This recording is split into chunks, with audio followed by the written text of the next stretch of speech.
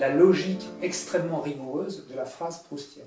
Oui. C'est-à-dire qu'elle est à la fois logique, mais malgré tout, elle contient un suspense qui fait qu'on a hâte d'arriver au bout pour se dire comment va se dénouer cette espèce de petite intrigue, micro-intrigue, donc on retrouve la géométrie fractale, cette micro-intrigue qui est à l'intérieur de la phrase, comment elle va se dénouer au final. Mais par exemple, la présentation de Françoise, la cuisinière, et la première fois que les parents du narrateur la rencontrent, ou ils la connaissent depuis peu, et pour les étrennes, dit elle est là, elle est un peu dans l'ombre, et la mère du narrateur s'approche, et on voit que sa coiffe très bien étincelante de blanc, très bien repassée, et elle a ce sourire et discrètement la main tendue parce qu'elle a le respect des valeurs bourgeoises, de ses maîtres et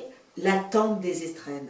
Et donc c'est toute cette phrase, on voit un esprit profond de l'amour de son prochain, et ça se termine par l'amour des...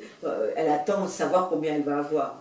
Et ça, c'est très proustien, c'est une touche comique, souvent à la fin de la phrase. Oui, parce qu'on ne le dit jamais assez, maintenant ça commence à être connu, que Proust est d'un humour extraordinaire. Oui, et justement, en plus, rien n'est blanc ni noir, c'est-à-dire il commence, il part avec la morale et il se termine avec une petite dose intéressante dès le début. Qu'est-ce que c'est que la littérature? En quoi un livre peut-il être simplement un livre ou une histoire ou un récit? Et pas, je ne parle pas d'un livre historique, mais qu'est-ce qu'on peut... Oui, de la fiction, ou un roman, disons, et qu'est-ce qui en fait de la littérature? Alors, je pense que Dominique, lui, a son idée, moi j'en ai une aussi, je vous dirai après. Alors qu'est-ce qui fait que toi, tu as l'impression de faire de la littérature? Et surtout, quand est-ce que j'ai l'impression d'en lire? Oui, c'est plus dur de s'autocritiquer, disons. Pour moi, il y a littérature lorsque c'est la langue elle-même qui exprime ses vertus créatrices.